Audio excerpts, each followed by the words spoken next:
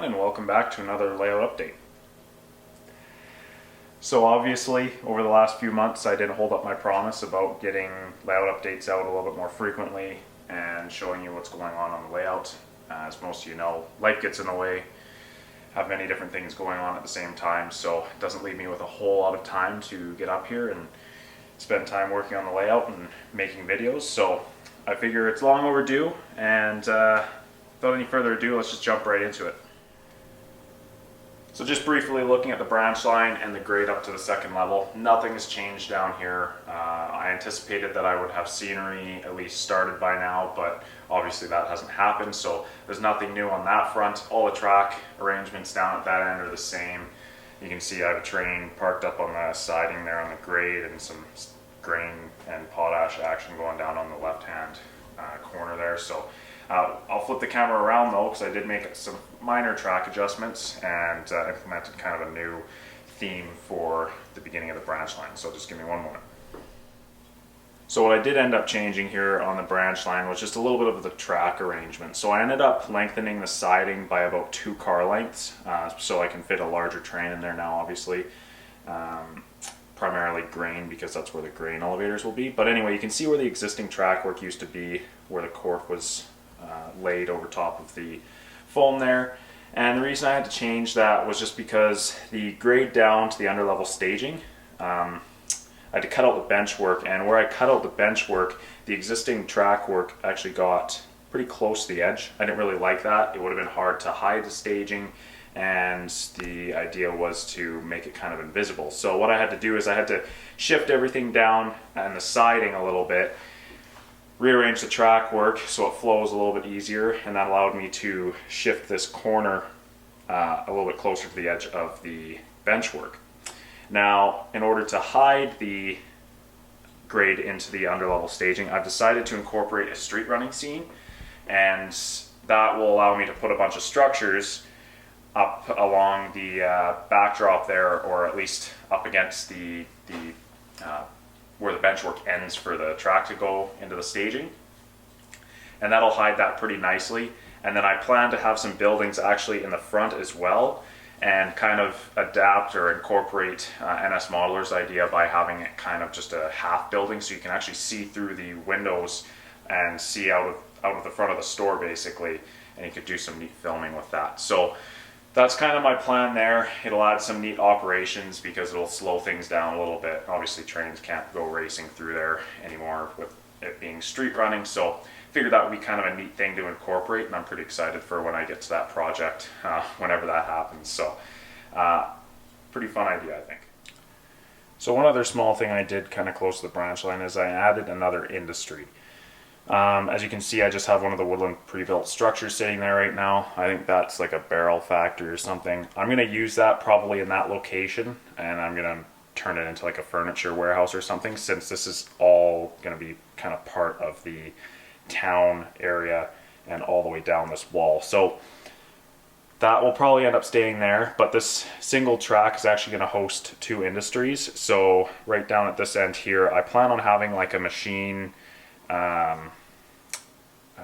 dealer, or like a tractor dealer of some sort for heavy equipment. I guess that's what I'm looking for, a heavy equipment dealer, and that will take flat cars with, you know, heavy equipment like big front end loaders and whatnot. So that's just one more little thing I added to add to the, I guess, operations component when I get that going. So I think that will fit pretty nicely. So one of the bigger projects that I took on since the last layout update, and it's really like the only major progress I've made, is I actually can't even remember if I had this in the last layout update, but I ended up removing the double main from this end of the yard all the way around here. Sorry for the quick pan. And removed it all the way up to the double crossovers on this end. So it's just single track main all the way around. And what that allowed me to do, one, it adds to the operations because now trains have to wait, but it also gave me more room for scenery. So I'll go ahead and reposition the camera, and I'll show you what more I've done. You can already see the sub scenery there, but let's just go take a closer look. So starting at this end of the yard, as you can see, I added a little bit of a hill in the foreground, and there's also going to be a road crossing here, just a small one. Not sure if I'm going to do it marked or kind of unmarked, so we'll see. That's way down the road though. And then continuing panning around, you can see that I've refinished the backdrop in this area. Now, if you recall from the last layout update, I ended up removing the swing gate on the branch line. And before, there was actually a tunnel here, and the tracks went to the branch line from this side of the room. Now, if you recall, I removed that because it was just, the gate was too much of a hassle to keep working and in operating order. And on top of that, it was just too difficult to coordinate trains coming onto the main line while you're on the other side of the room. So I decided to remove that, and because of that, I was able to refinish the backdrop, made it flow a little bit nicer, and it allowed me to put in, or gave me more room to install scenery. That's what I'm trying to say. Everything kind of remained the same here in terms of the tracks going into the backdrop, into the helix. Once I get trees installed, that hole will be completely hidden, and the train will just disappear into the backdrop, into the helix, and up to the second level. So you can see the sub-scenery really did turn out quite nice in this area. I'm pretty happy with it. I think removing that second main line was well worth it, just because it allowed it, or it makes it look and flow a little bit better, especially in this area here where the track is pressed right up against the backdrop. With that second main line in there, it would have allowed me for about 1.5 inches of scenery, which meant I probably would have had to do a retaining wall along that whole stretch, and I just didn't think that was going to be realistic. So now, at the double crossovers down here, you either take the single main to the yard or you go up the grade. So it can add a kind of a neat little operational component, I guess. Base it off of kind of like a real scenario or real location, right? So pretty happy with the way that turned out. And as you can see, down a little bit further there, I've continued the sub-scenery. So let's go take a look and see what I did over there. So continuing on with sub-scenery, you can see I did a little bit of a hill in the background there. That'll all be treed in eventually, and just to add a little bit more visual interest. And panning around, you can see that there's a bunch of sub-scenery in the background, but also in the foreground here, this is going to be the port entranceway. So this is all going to be like a concrete abutment, and it's going to be a man-made looking structure. The idea of it is that there's an intersection that meets this main highway up here off the layout, but we'll kind of take a little closer look at that in a minute here. So I also did like a little off-road trail back there, or that's what I'm planning to model in that section. You can see where that fire truck is. And then as I mentioned, there is a road that'll be a highway back there. So kind of manipulated the scenery in such a way that it looks, or hopefully it looks natural. So I'll reposition the camera and show you just a little bit more of what I've done. So here's just a better angle of what I mean in terms of the roadways meeting up off the layout. So obviously this is the edge of the layout here. You have the main highway right here. It'll cross the tracks, and then the angle of this will quote unquote meet off the layout. So I still have to build a highway bridge here. It'll eventually go over the tracks. And then I also continued the roadway, a little side street. I understand it's a little dark in there, but hopefully once I get lights installed, it'll brighten it up a little bit. But this roadway is just kind of more of a calm residential roadway. As you can see, I've installed a couple little houses back there with some properties. I'll see if we can brighten this up just a little bit. So yeah, you can see a couple little houses in there, some cars, a little driveway and whatnot. So I think that'll kind of fit into the scene pretty good, considering that this roadway will kind of disappear in the backdrop, but then reappear maybe in this stretch, come out of the backdrop straight, and then this is going to be a whole town down here. So just trying to tie all of the sections of the layout together, make it look like it flows rather than having a bunch of chopped up little scenes here and there. So I think that's going to look really good.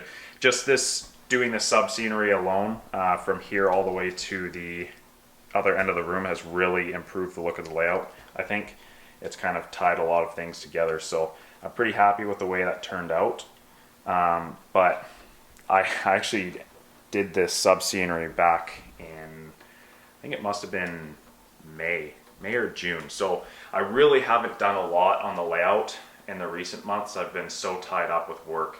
But I have been really into the installs. So I'll go ahead and show you some of the projects that I worked on recently, and just kind of give you a quick overview of what I've been doing on the workbench. So just real quick before I jump into the locomotive install projects that I have been doing over the last couple months, just wanted to give you a quick overview of the upper level. Nothing has changed up here, but for those of you who would like to see it, I'll just give you a quick pan. All the sub-scenery is still the same. I haven't continued with it. Haven't added anything, changed anything. So yeah, and then the pulp mill way over on the other end there, it's the same as well. So nothing going on upstairs. It's pretty, like I said, progress has been pretty minimal over the last few months. I know it was a large break from videos, but like I said, life gets in the way. So let's jump into the projects that I've been working on recently on the workbench.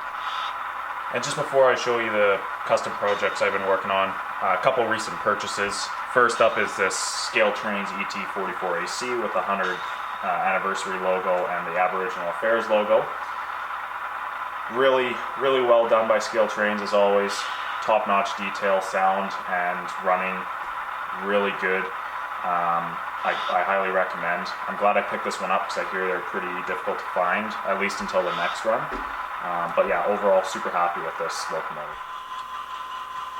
I also went ahead and picked up the Scale Trains -9 44CW. This is the NS top hats that everyone rants and raves about. Again, top-notch quality from Scale Trains. Detail is really good. It runs great, sounds great, so pretty happy with this. It doesn't really fit with what I'm modeling because I'm primarily CN. However, I figured I'd pick it up because it'd be a cool one to throw in the mix. So very happy with this locomotive. So the last couple months I've actually been buying quite a lot rather than actually working on the layout. This is another purchase that I made not long ago. It is actually a custom paint job, and it's a CN repaint of a Grand Trunk and Western. I believe this is a GP38-2.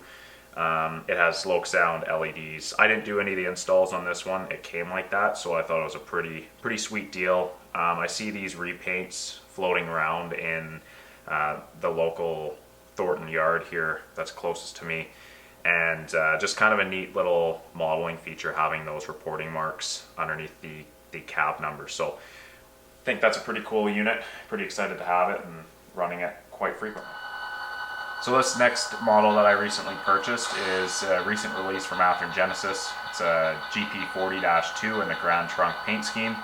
I picked up this unit because, I mean, it doesn't really fit the area that I'm modeling, but this unit is actually still in Grand Trunk paint back east in Ontario, I believe it is, but it's been brought up to CN specs with the yellow sill stripe, which I added. And then I also added all of the rooftop details, such as the belt pack, antennas. So I built everything from scratch. I built the antenna supports. I built the antennas themselves. I'll probably reposition the camera here shortly just to kind of show you a better angle of the roof, but added a few details, installed Loke Sounds. Being that it was a recent release from Athearn, they actually came with LEDs, which was nice. I didn't have to mess around with that. And the only LEDs I did add were the belt pack beacons. So both of them are programmed as random flash on the ESU Loke programmer attached to different auxiliary functions. So the odd time they will get into the same sequence, but most of the time they're completely offset from one another. And the LEDs are actually red, they aren't orange. I don't know if the camera's picking that up all that well, but I'll just give you a closer look at the roof in just a minute here. So there you get a better idea of what I added on the roof there. Belt pack antenna supports on either side. I built the antennas and little white supports as well, all from scratch. The wire that runs between the antennas and through the cab roof are built out of brass wire and styrene. And then the beacons are Athearn products. I also added the AC motor on the top, or the cooling unit I should say, on the roof of the locomotive. And we're out of focus here. As well as that little antenna behind the AC unit. So yeah, took a little bit of time, but I'm really happy with the way this unit turned out. So it's a cool little yard switcher for sure. So 2 more locomotive projects that I completed were these 2 Athearn GP38-2s. These are the CN wide cab units. And these were an earlier run, so I did have to install the LEDs. I put Loc Sounds and the dual Loc Sound speaker inside of them, and did all of the custom programming and sounds and whatnot. So one of these are mine, another one is actually my friend Owen's. So yeah, I haven't gone incredibly crazy with mining locomotives, but another 2 fun little install projects for sure.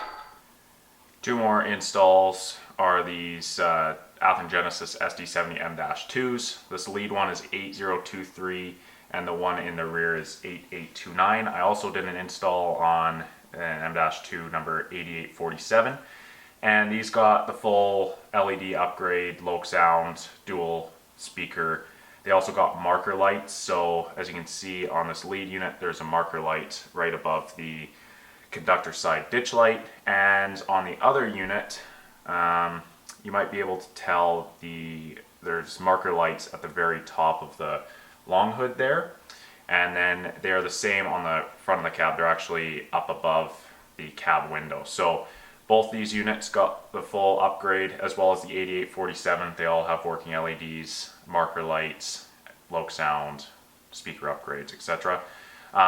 The only thing I think I made a mistake on, these units actually have the scale sound system speakers in them, and wow, do they sound awesome. So I'm actually going to go ahead and fire this 8023 up because I'm very, very impressed with the sound quality out of these speakers.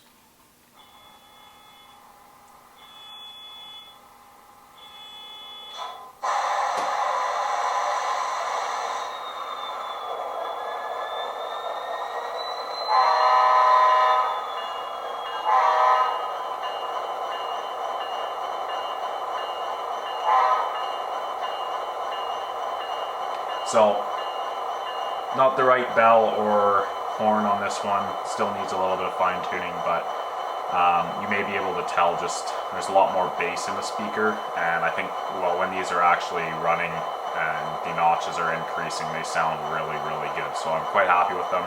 While I have this thing fired up, I will show you the marker lights.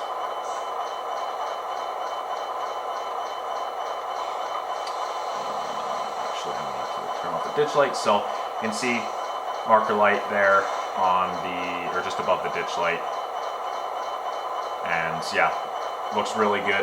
The only thing about this one is it's not 100% accurate because I actually used a marker light off of an ET44AC, which I'm parting out because it hit the floor unfortunately, but yeah, so it's not a classic EMD marker light. Just salvaged off an ET44, but I don't think anyone's going to notice, so I'm not too concerned about it. So the last 2 units of mine that I completed the LED and sound installs on are these 2 Athearn Genesis SD70s. One is still in the Illinois Central paint, and the other, which is trailing, is a repaint. So the lead is 1007. Now this is actually an Athearn Genesis yellow box, so it's quite an old unit. So because of that, I actually had to do a lot of detailing. I did a full detail upgrade on the pilot, so I added all of the MU hoses and MU cables. I added the ditch lights, and the tough part about this one was actually the fact that I had to scratch build the marker lights. So these units actually have marker lights. I'll go ahead and show you.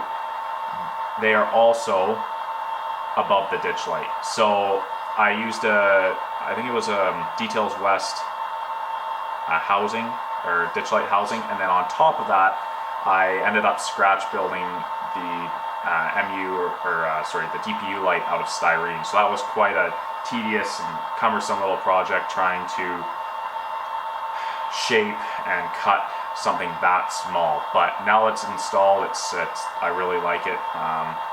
This unit was a lot of work, but it really turned out in the end. I also did some detailing on the roof of the locomotive by adding the AC unit, and as well as some body detail as well. So super happy with how that turned out. I had to decal it, I added the yellow stripe, brought it up to modern CN specs, and then the 1012, which is trailing, it just got ESU Loc sound and speaker upgrade and LEDs. So happy with the way those units turned out. And just real quick, I'll show you some of the projects that I've worked on for friends. So these are two Overland models, BC Rail -840 CWs. They got LEDs, Loc sound, and new speakers in them. And I also did a full gear clean out and reassembled everything and made sure that they're running smooth. So those are pretty awesome. The detail on these is just phenomenal. But unfortunately, I can't call these my own. I also worked on this Overland Models 8803. Again, the detail on this unit is absolutely outstanding. It has the see-through grills and everything. Kind of difficult to tell, but again, I did a full cleaning of this unit. Make sure it's running smoothly, because oftentimes these Overlands aren't the best runners. Did ESU, Loc sound, LED install, and speaker upgrade, and runs like a charm. So really happy the way that turned out. Again, unfortunately, I cannot call this my own. I'd rather buy the plastic models in larger quantities rather than just one of these alone. So yeah, happy with the way that turned out. One of the units I almost forgot about was this 5654. This unit I was working on at the same time as that Illinois Central 1007. It's not a yellow box, but it's a very early Athenegenesis blue box. So again, it didn't have all of the pilot detail on the front or the rear. So I had to go ahead and add all of that myself, replace the ditch lights because the ditch lights weren't that great. And we'll just flip around to the other side here. And it's kind of dark, but you might be able to get the idea. I did all the detailing, and again, this one got the ESU Loc sound upgrade, LEDs, and speaker. So as you can probably imagine, a lot of my time over the last few months went into installing and upgrading all of my personal locomotives. Right now I'm trying to convert my entire fleet to ESU. I just like ESU a lot, and I think it's a lot better to have everything just standardized. It's easier to program, consist, and whatnot. So I've been working a ton and putting a ton of hours into doing all of the detailing, putting all of these Loc sound, or installing Loc sound decoders and LEDs and speakers, and then advanced consisting and speed matching the locomotives is a big thing. So I've actually speed matched all of my locomotives to a standardized speed table, and they all match pretty close. Some of them are a little bit faster, a little bit slower, but not quite as drastic as what they are out of the box, which is nice because I'm now able to just pair up any locomotive of my choosing and I can run them without a problem, whereas before I kind of had to be selective and know which ones run quick and which ones run slower. So happy with the amount of work I've been putting into that, because that in and of itself alleviates some of the issues, especially when you start getting locomotives that are running really quick and others that are running really slow. And then obviously I've been working on a lot of my friends and doing programming for them and installs for them as well, just again to alleviate some of the issues that I was having on the layout with people bringing their locomotives over and them trying to pair up with my unit. So I've basically tried to standardize all of my locomotives and give the same standards to my friends' locomotives, just to make things a lot easier in the long run. So then, aside from all of the installs and locomotive purchases that I've been doing, these last few months I've come across quite a few really good deals, estate sales for rolling stock and whatnot, people who are switching to N-scale or getting out of HO. I have a friend back east who parts out collections. So I've been purchasing a ton of rolling stock. Now my biggest target rolling stock lately has been grain. My friends think I have a bit of an issue with collecting grain. However, it's actually just one of those pieces of rolling stock that you see all the time out on the railroads, but I actually didn't have a lot of it on this layout, and I didn't model it as much. So I definitely needed to increase the amount of those pieces of rolling stock that I had on my layout, but now it's just out of control. I just keep acquiring it, and my collection gets bigger and bigger. But aside from that, you may be able to recall a video I did at the start of COVID, I think, and it was an unboxing video. So I've been acquiring lots of grain through the same gentleman I've been dealing with throughout the pandemic, and half of them have been pre-weathered for like really decent prices. So I'm pretty happy with that, and I still get the odd weathered one from him and odd rolling stock pieces from him. So as much as the collection continues to grow and I'm running out of space, you know, it keeps me busy. Gives me a little bit of excitement when the parcel comes in the in the mail, when I'm not able to get up here and actually work on the layout and make progress. So, but that's all I have to share for today. Like I said, I apologize for, you know, the big long delay in between layout updates, but obviously, as I've mentioned previously in this video, life happens. I wouldn't expect much of me over these next couple months. With school being back in, I'm staying pretty busy with that.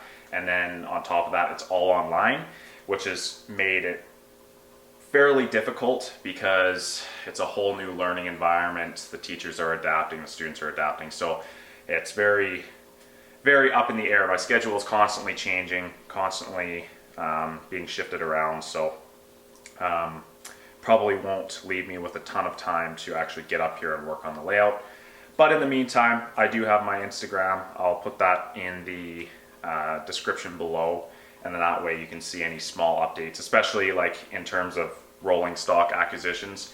I post all my pictures on there rather than making a big long video, because I think with the amount of rolling stock that I've purchased over these last few months, the video would be about an hour and a half long, showing each and every one of those. So my Instagram's probably a better alternative to that. But guys, thanks for tuning in. I really appreciate the views. I appreciate you stopping by and all the support on my layout. So it means a lot, and we'll see you in the next layout update. Take care, guys.